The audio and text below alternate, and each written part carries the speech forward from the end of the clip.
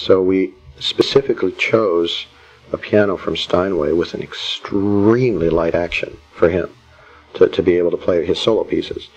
And but the other piano, the house piano Carnegie, was the one that basically everybody else used. So this piano, after the two piano things were over, this piano was sitting in a corner somewhere, and it was just, they were just waiting for the very last beat of the program. We were going to move out this lighter action piano for Byron, and the program ended up being 3¼ hours long or something. It went on and on and on.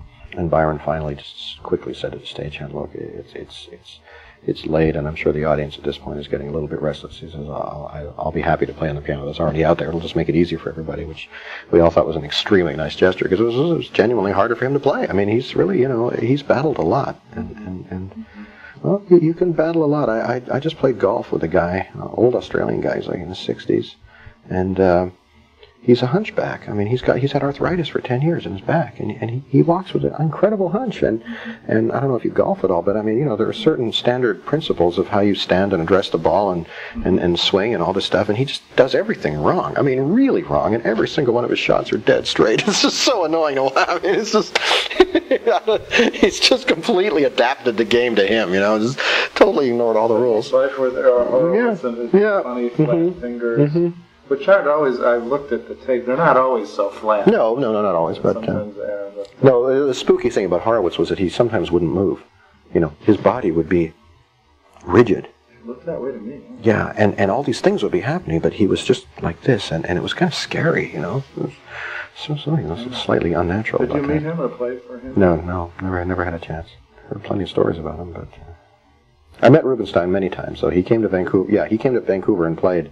I mean, not seriously, got to talk to him really, but I mean, he came to Vancouver to play a lot, which is something Horowitz never did. So I mean, we were all grateful to Rubinstein for coming out to the Boondocks, and yeah, I think in his entire career, the closest he came was Horowitz once played in Seattle. Did he play for Rubinstein? No. I just went backstage and would meet him after concerts, and my father would take me back, and I just remember just being able to talk to this guy. I was so in awe of his personality and everything about him, and just his whole persona and reason for being a musician and pianist. It all had to do with warmth and sharing and the joy of music, and those are all the reasons that I want to play the piano. And I just felt so touched by that. I mean, even just to hear him play live was such a privilege. It was great. I remember hearing him. My father took me to hear him when I was 12 here at Mr. Hall. I remember. And when you're that young, more or less before the age of reason, not too long after for me, but I remember a feeling in the hallway that preceded him physically by several seconds. And when you're a boy, I don't think I'd feel that now. Yeah, oh yeah, no, it's a special, something, and you had the feeling, I heard it many times after that this is nothing I'd rather be doing than playing the piano. I mean, even before he touched it. Oh yeah, absolutely, yeah. And then sound quality was so interesting and compelling, and the recordings don't quite, they capture something. Yeah, they do. I remember the warmth of the tone. Oh yeah.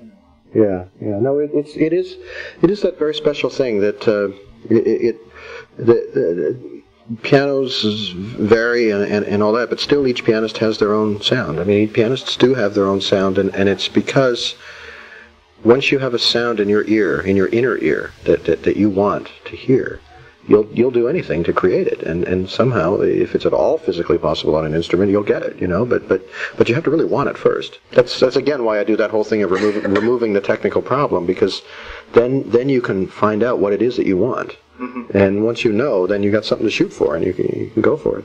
You could do that with Chopin etudes, Yeah. Oh, absolutely. Yeah. Do you think the live concert is gonna? Do you think we maybe are getting so drenched with the recordings that the live concert will remain strong? Or I think, well, I have not lost my total optimism for the live concert. I just think that there is, people realize when they've been to some concerts, a lot of people, it just doesn't occur to them to go for a long time, but a lot of people realize when they go to a concert that there are so many reasons why that's a better experience than listening to a recording, and among them is the simple fact that the outcome is not a sure bet. Anything could happen. Anything spontaneous could happen, which is why sporting events are so successful. As how many people spend time and energy watching recorded sporting events from years ago? I mean, unless it was something very extraordinary about it. I mean, you go because you don't, as soon as you know what the score was, if it was a delayed broadcast, there's no point in watching anymore. I mean, it's like, and that's one of the reasons why live concerts are so great. Another reason, a very important reason, is that most people do not have the discipline, let alone the desire, to put on a recording and make that their principal focus. Most people put on recordings at home as background. And most classical music doesn't work as background. I mean, Mozart divertimentos do, but, most doesn't, and most really require your attention. And you get that attention if you're in a concert hall. There's nothing else to do. I mean, that's the whole point, and people who have that experience really see the value in that. Then there's also the kind of, depending on the artists and the repertoire, there's a bit of a circus show aspect to it all. Just it's a bit of a high wire act, and some music is kind of show offy in nature, and that can be entertaining. And there's also there's something exciting inherently in sharing an experience with a group of other people, which again is something that recordings don't give you and that live concerts do. I just totally believe in the future of live concerts. I have my doubts about the future of recording because the only up to a point the only repertoire worth recording is repertoire that has been not over recorded, of which there isn't that much left, or music that is actually new, and there's a very limited audience for that. So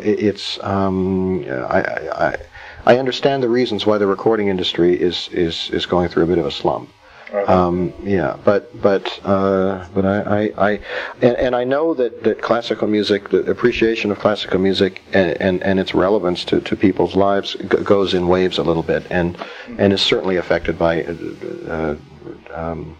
large-scale monetary issues. I mean, the recession definitely had an impact on music, and it had a lasting impact. And orchestras are discovering that they have to be a little more savvy to keep their audience, but the audience that they keep still love it. I mean, so I understand.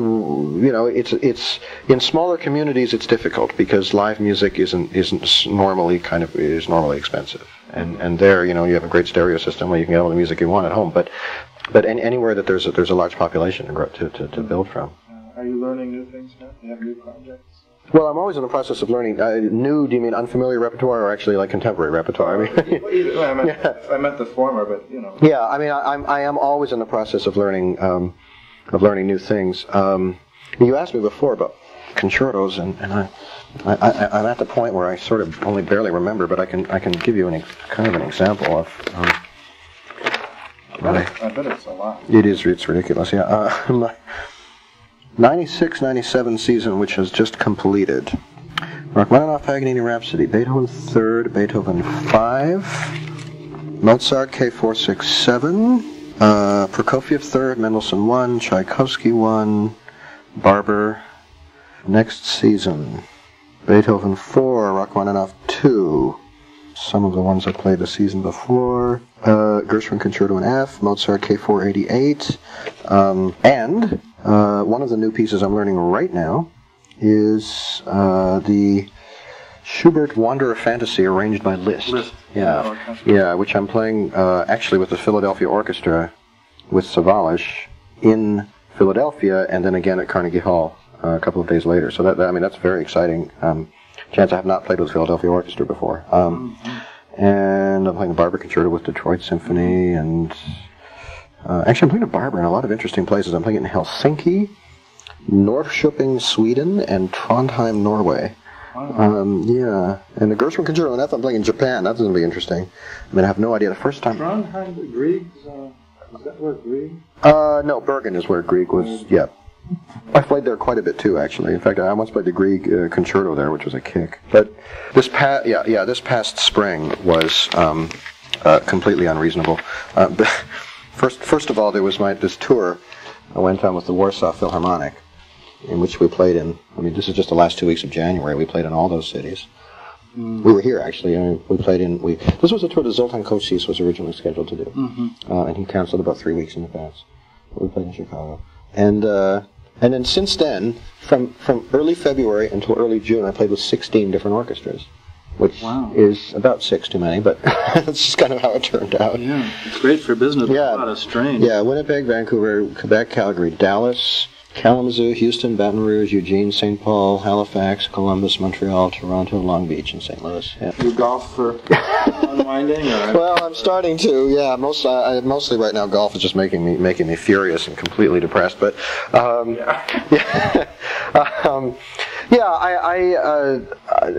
I try to schedule some things like there's a chamber music festival in Maui that I play on every year in June, and I mean, you know, how stressed can you be rehearsing chamber music in Maui? You know, I mean, and.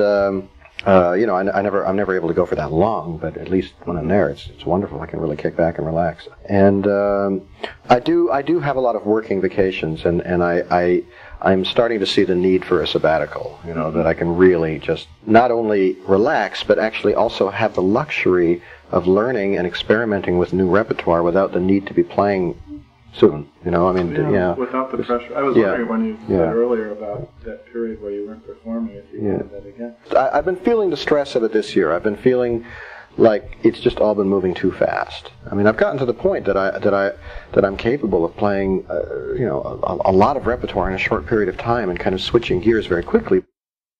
Well, I've had a kind of an embarrassingly good track record with competitions. The only international ones that I've entered ever, I think, were the Viña del Mar competition in Chile, which was in '82, I think, and the Leeds in '84, and I got the grand prize in both of them, and I never entered another competition again. How did you like the competition?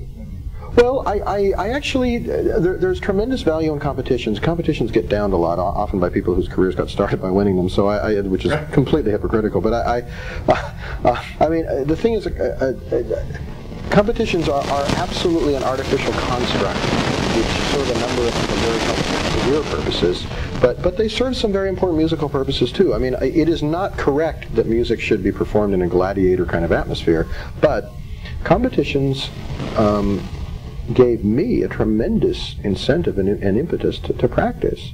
Now, maybe it's embarrassing to have to admit that it was a competition that made me really want to practice, but the fact is, when you're, you know, testosterone-charged 20-year-old, I mean, you know, competing is kind of fun, and competing it's something that you can really get excited about, and I really did, and in both of those competitions really were great incentive for me to work and focus, and for Adele to kind of fine-tune what I had been working on and come up with results. And competitions also a completely realistic test of how well one can perform under pressure. I felt under a lot of pressure yesterday, as often as I have performed Beethoven Third, and with as many different orchestras and conductors. It's only the second time I played with the Chicago Symphony, and that's, you know, it's an intimidating orchestra to play with. I mean, and I was very, very happy with how it went, but I have to say I was nervous beforehand, and I don't get nervous all that often. I get excited a lot, but I don't get nervous that often. And you need to be able to function well under unpredictable mental circumstances, and competitions are a good test for that. Competitions don't always find the best musicians. There are some people who, I mean, I guess Glenn Gould might be a good example of someone who could fare horrendously in a competition because of his unconventional interpretation, not to mention that he eventually became uncomfortable performing in public and you know, wanted to be in a recording studio. Well, someone like that is not the kind of person a competition will necessarily isolate, you know, but as an imperfect way of identifying and encouraging young talent, not to mention as a way of getting the general public kind of geared up about something. I mean, competitions are fun for a public. They're very useful. And yeah, sure. I mean, it's not inherently a musical thing, but certainly, I mean, people appreciate tennis because it's always competitive. I mean, people go to tennis matches to see one person compete against another. People do not go to musical events to hear a competition.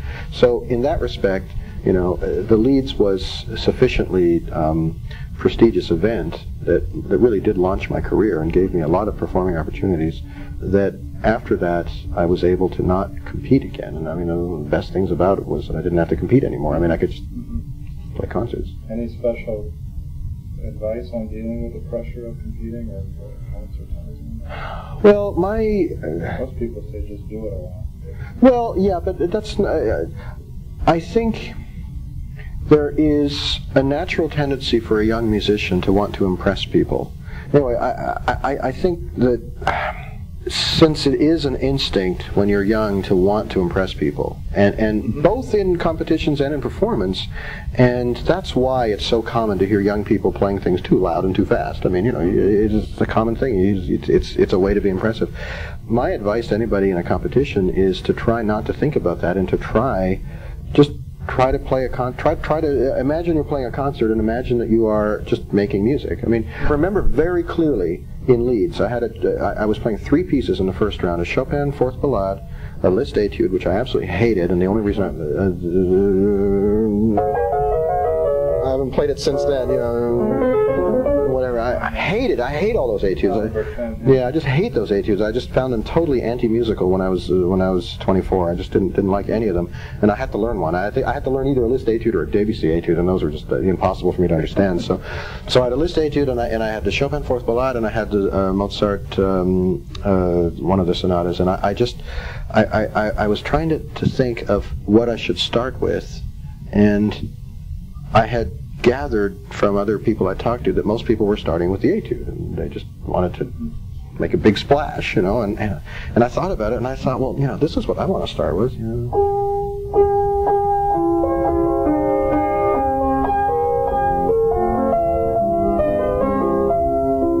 I just wanted to start with a phrase, you know, just something, you know, something that I thought was beautiful, and I really approached it very much from a musical instinct. Then I remember being on the other side of the fence many years later, about 5 years ago, I think it was 92, I think, was the first Esther Honen's International Piano Competition held in California. And it was a competition which was actually run by the guy who used to run the Van Cliburn in Fort Worth, and it was run on a pretty big scale, with excellent, really excellent pianists from all around the world, including Russia, a lot of Europe. Real involvement ends up producing a certain kind of sound, I think, in certain things. It's harder, though. It's harder. I think that's why, one of the reasons, you know, I mean, there are all sorts of wild, but there are also just, you know, stories of people sending in, you know, Horowitz tapes, you know, for the first round, you know. I mean, it's so stupid, because it obviously is going to backfire, you know. I mean, if you don't have the goods, it's going to be obvious in 2 minutes once you get there, but, you know, it's kind of funny.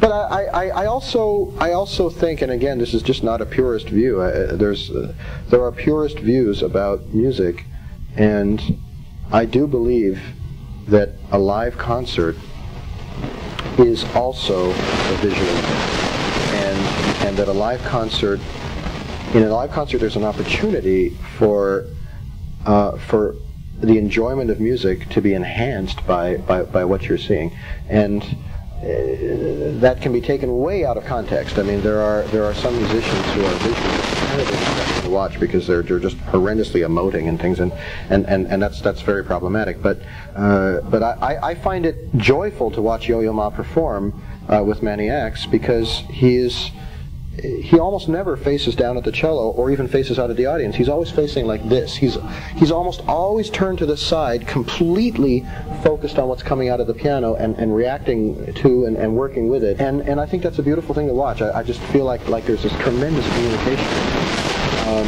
And I've played a couple of recitals, once in London and once in Sydney last year, where, as a kind of an experimental thing, we set up a big screen above the piano. In Sydney, it was especially useful because it was a very big hall, the old town hall, with a raised stage. So literally nobody in the hall, I mean, nobody out of like 1,800 people could see the keyboard. And so we put a screen above the piano. We had a tiny little lipstick microphone, a lipstick camera pointed at the keyboard.